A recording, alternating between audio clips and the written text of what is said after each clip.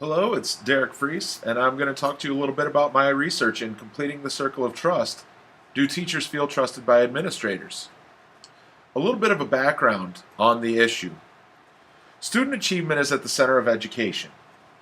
The largest indicator for predicting student achievement scores has been consistent throughout recent history, which is socioeconomic status. However, in 2014, Shannon Moran found that trust levels in schools to be such a significant influence on student achievement results that trust can be considered at the same level as socioeconomic status for predicting and impacting student achievement results. This trust environment in schools starts with strong trust between the teachers and administrators and works down to others in the schools, including students and parents and then the community at large. We talk about now the definition of trust. In this study, we're going to use Shannon Moran's definition. Trust can be defined as a willingness to make oneself vulnerable to someone else in the belief that your interests or something that you care about will not be harmed. In this and all definitions of trust, there's a strong emphasis on the two-way nature of the trust relationship. However, research to this point has not covered all aspects of this relationship, especially in both directions. Specifically, the teacher perceptions of feeling trusted by administrators and the behaviors that lead to those feelings have not been researched. So my research questions start with, how do teacher perceptions of trust by administrators impact the trust relationship between teachers and administrators? Research question 2 is, how do administrator leadership behaviors impact teacher perceptions of trust by administrators? And the third research question, how does administrator control over teacher non-instructional time impact teacher perceptions of trust by administrators? With that as my background and my research questions, we now get into the data collection. My research design and qualitative approach. The research perspective of this is that it comes from the teacher in analyzing administrator behaviors that affect the overall trust relationship between teachers and administrators. Why qualitative? Well, this research was not concerned with finding a specific trust level, but rather was concerned with thoughts and connections between teachers' feelings of being trusted by administrators with the feelings of the overall trust relationship between those teachers and their administrators. The research is also in search of examples of the behaviors and characteristics involved to create these feelings of trust or distrust from the perspective of the teachers. So in order to take full advantage of the benefits of a qualitative study and measures, it was determined that semi-structured interviews of veteran teachers would be the best methodology. This is because interviews allow for research to find more about an understanding of a lived experience of participants, as well as finding their perspective on events. It also helps in finding the factors that affect trust and understanding the actions that lead to trust or distrust, which is critical to understanding the overall trust relationships. The participants and sampling technique. For this study, interviews with veteran teachers were conducted. A veteran teacher for this study was a teacher with at least 10 years of experience with at least 2 different administrators during this time. The reason for selecting veteran teachers for this study was because veteran teachers have a greater chance of having worked with multiple administrators that can give them multiple experiences and perspectives. A little more about the participants and sampling technique and how these teachers or these participants were selected. To start, 2 teachers were selected at random. These were the steps to select those teachers at random. All school districts within 30 miles were collected from the Ohio Department of Education website. All of these schools where there was a connection between the researcher and any administrator were removed. From the schools that were left, 2 were selected at random. The technology coordinator from those schools was emailed with the requirements for participants for this study. From those email inquiries, 3 names and contact information from each of the 2 schools was collected from that technology coordinator. From each one of these 3 teachers from each school, 1 was selected at random and asked to participate so that 1 from each school was interviewed.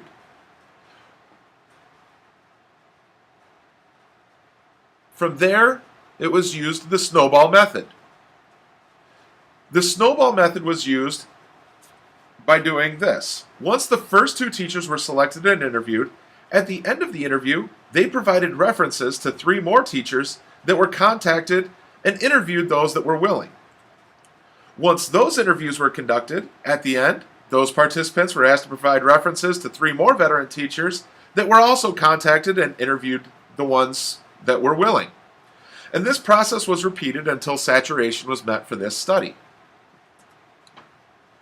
Participants and sampling technique. The teachers were interviewed at a neutral location that was near the participants.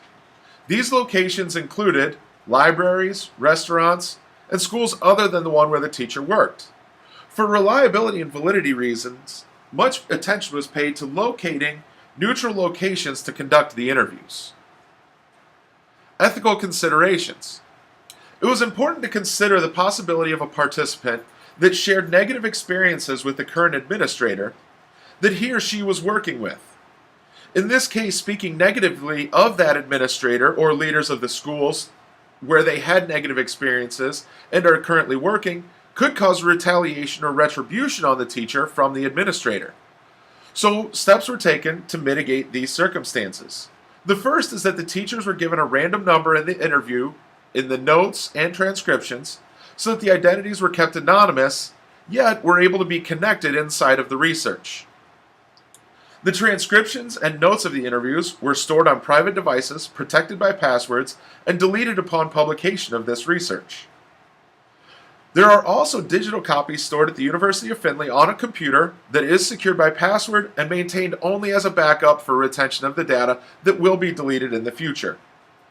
All names in this publication have also been made up to protect the teachers' identities. And again, going back to the neutral locations, the interviews were conducted at safe, quiet, neutral locations so that the teachers didn't have to worry about being overheard by somebody else that might either report them or might have a direct line of interest in what the teacher was saying. As far as the instrumentation and data sources, many steps were taken to ensure the validity of the study. To start, the interview questions were developed with the help and guidance of faculty at the University of Findlay, as well as experienced teachers within a local school district. The questions were developed leaned heavily on the basis of construct validity. Construct validity is a focus on current definitions, theories, and concepts, and then finds new variables and studies how they relate or fit in with previous data and information. The questions were specifically constructed to tether both the known paradigms of the research regarding the importance of trust in schools, and specifically the trust between teachers and principals, to the new research regarding teachers' feelings of being trusted. Once the questions were fully developed, interviews were conducted with 2 pilot participants. These interviews took place in the fall of 2019 in order to make sure that the questions did, in fact, offer the construct validity that was looked for in this research. Next, we talk about reliability. The major part of this is to look at the 4 key points to reliability from Barsic. Those 4 points are participant error, participant bias, researcher error, and researcher bias. The participants were given the interview questions ahead of time in order to consider their answers, and the participants were also given a way to provide follow-up information after the interview in order to eliminate as much participant error as possible. In order to eliminate participant bias, teachers were selected from school districts where personal connections with the researcher were limited at best, and the interviews were located in private locations. To eliminate research error, the data was analyzed by multiple sources. And as far as researcher bias, gathering feedback discussed earlier as to the setup of the interview questions eliminated researcher bias. So now we get to the data collection. The data collection procedures were as follows.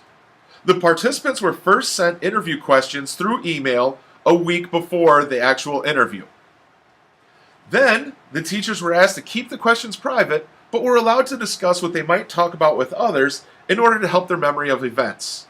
After the week of reflection, the semi-structured interviews were conducted. These semi-structured interviews were then conducted at a neutral site near the participant. The interviews took place in the spring through the summer of 2020, and each lasted approximately 1 hour. Audio of the interviews was recorded using a computer and microphones, and the recordings of the interview were saved to the local computer that was used at the site and was later transcribed by a neutral confidential service, GoTranscript. Notes were also taken during the interview. As an additional method to produce the most valid responses possible, participants were also given a link to an online form to send any follow-up thoughts that they had after the interview, including clarifications of ideas, feelings, and events that were shared, as well as additional information that was forgotten or omitted for any reason during the interview. Once all the data was collected, it was time to analyze the data. So in order to analyze the data, all data was put into MaxQD software. Interviewers' notes from the interview were combined with transcriptions using the software, and once all interviews were completed and all data, notes, and transcriptions were placed into MaxQDA, the data was then analyzed. The coding process used an open coding system. The open coding system that was employed was used in order to analyze the data as smaller behaviors that came from a larger context, as well as account for individuals in this study. The coding procedure was started with large-scale concepts that emerged from the interviews, and the data was broken into those categories, which were then broken into smaller subcategories that also emerged. There was also lean coding that was utilized. The lean coding system started with looking for large, broad themes that were consistent throughout the interviews, and at this stage, universal concepts regarding trust were sought, identified, and labeled. Each interview was tagged with these broad themes using the MaxQDA software. Each initial category was then analyzed, and the data in it was then studied again, finding smaller sub-themes that emerged. And all of this data was then tagged with these themes and sub-themes. This process continued until all themes and sub-themes were established and data was coded in them. Once all data was coded, it was then sent to an independent peer at the University of Findlay to verify the coding matching, as well as any other themes or sub-themes that were missed. After this review, the data was coded with all agreed upon themes and sub-themes.